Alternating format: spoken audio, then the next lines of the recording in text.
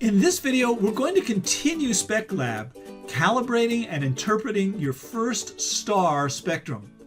In the previous video, we loaded your first spectrum using the Image File tab and the Open button. Right now, in our profile graph, the x-axis is labeled in pixels. We're going to tell RSpec enough about your equipment that it can display the x-axis in wavelength angstroms. It's pretty simple to calibrate for wavelength, as you'll see. Let's start. We'll click on Tools and then select Calibrate. Then in this window, click to make sure the linear tab is the one that's showing. Now stick with me on this. In this top field, RSpec is asking for the pixel position of the star itself. It's just asking for the x-axis value under the star peak here. Let's start by zooming in. I'll click anywhere in the graphing region to make it active, and then zoom by holding down the shift and left mouse button to box in an area, and then left click to pan things around, maybe my mouse roller wheel to zoom in, just to get close in on this star peak. Okay, there's the peak of the star. Now, one way to do this would be to just read the pixel value off the x-axis at the bottom. That looks like what, about 409 or something. But to be more accurate, we can hover the mouse over the very top of the star and note the pixel value. That's what, about 408.41 is what it's reading in the balloon help. So let's come over here in this field and type that value in, 408.41. So for those of you who are watching this video thinking that clicking on the top of a peak like that is a rather crude way to measure, we totally agree with you. RSpec has much more sophisticated ways of measuring too. But you know what? Let's keep things simple for now and see how well it works out. Later, we can refine our measurements if necessary. In the second field, we need to enter the wavelength of that peak. Now, this next step is really interesting. Wait till you see this. Back to our favorite diagram. We've seen that the diffraction grating deflects most of the starlight into the spectrum like this. But some of the starlight does not get deflected by the grating.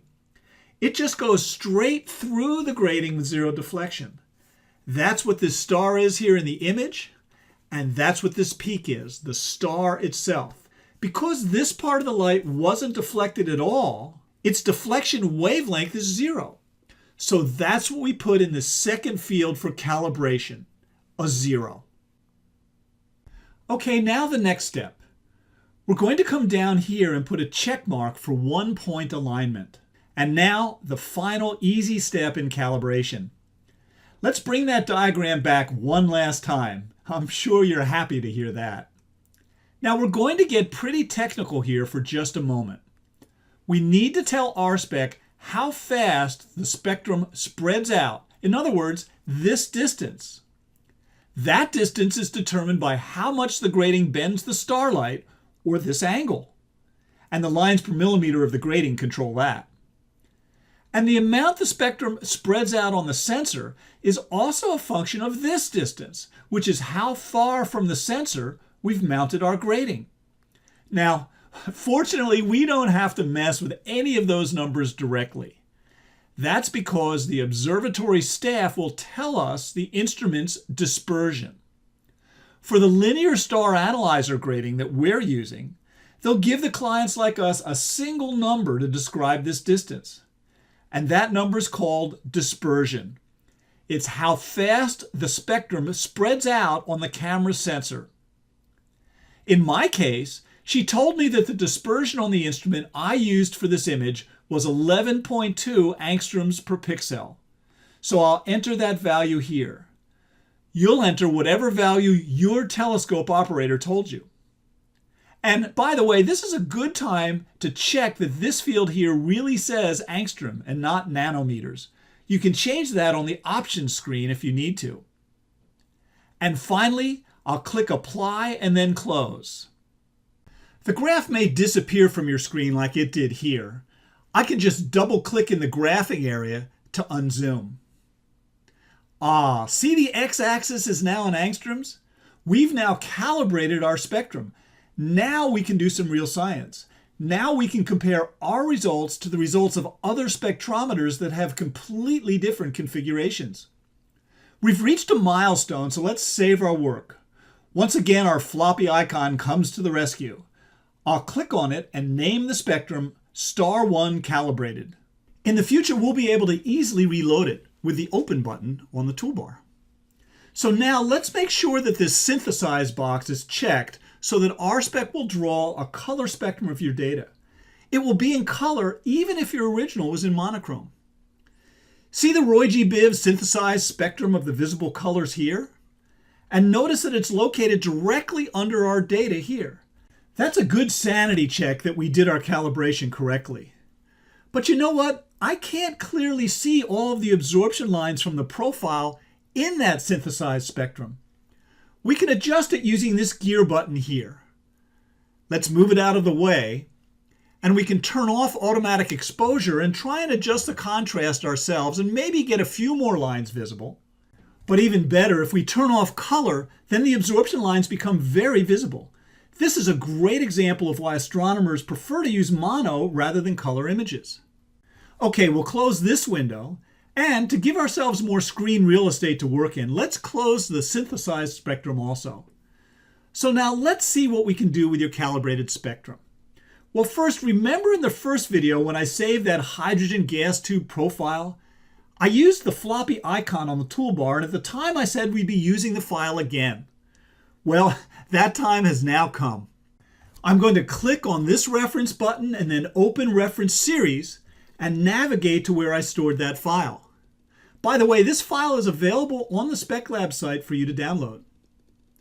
When I click the Open button, a second graph line appears. It's in blue. The blue line is the hydrogen gas tube spectrum we saw in the first video. And the red line, of course, is our first star spectrum calibrated. I'll use Shift left click to zoom into a particular region, and then pan with my left mouse button. Now I want to scale them so they're easier to see. So I'll come up here and click on this double arrow and then drag this slider to adjust where the blue line is. Maybe do a little bit of fine tuning like this and then close the window. Now what you're about to see is absolutely amazing. Remember, the red is our star and the blue is our hydrogen gas tube spectrum. Looking at these two graphs, what pattern do you see? Everywhere that there's an emission peak in the blue hydrogen gas tube profile, there's an absorption dip in the red star profile. You can now confidently assert that you yourself have strong scientific evidence that the composition of stars, or at least your star number 1, includes hydrogen. With this step, you duplicate one of the most significant astronomical discoveries ever made.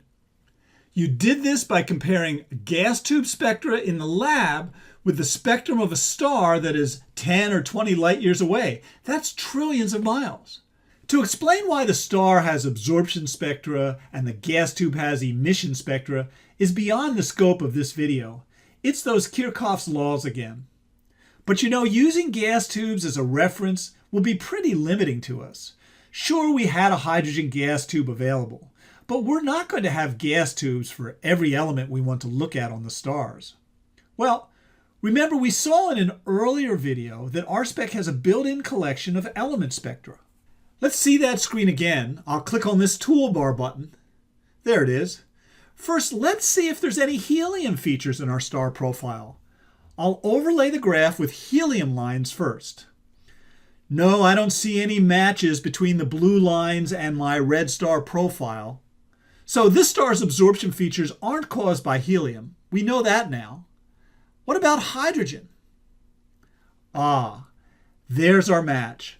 So thankfully, we don't need gas tubes for every element. We can use this elements window to overlay templates one at a time. Now here's one last thing in the video about calibrating. I'm going to put a check mark next to Show Balmer series. Remember this diagram we saw earlier of the hydrogen atom?